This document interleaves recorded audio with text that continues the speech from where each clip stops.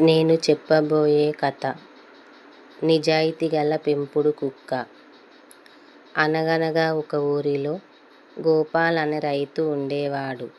అతని దగ్గర ఒక నమ్మకమైన పెంపుడు కుక్క ఉండేది. గోపాల్ ఎక్కడికి వెళ్ళినా ఆ కుక్క అతని వెంటే వెళ్ళేది.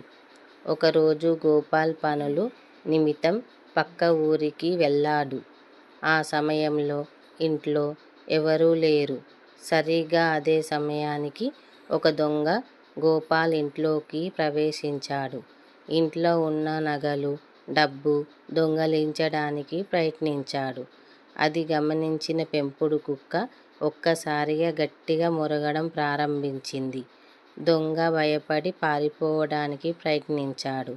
కానీ ఆ కుక్క దొంగ కాలును గట్టిగా పట్టుకుంది. కుక్క మొరిగిన శబ్దానికి చుట్టుపక్కల వాళ్ళంతా పరుగెత్తుకుంటూ వచ్చారు. దొంగను పట్టుకొని పోలీసులకు అప్పగించారు. సాయంత్రం ఇంటికి వచ్చిన గోపాల్కు జరిగిన విషయం తెలిసింది.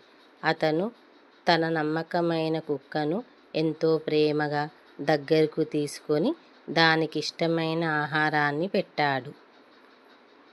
నా కథ నచ్చితే నా ఛానల్ని సబ్స్క్రైబ్ చేసుకోండి, లైక్ చేయండి.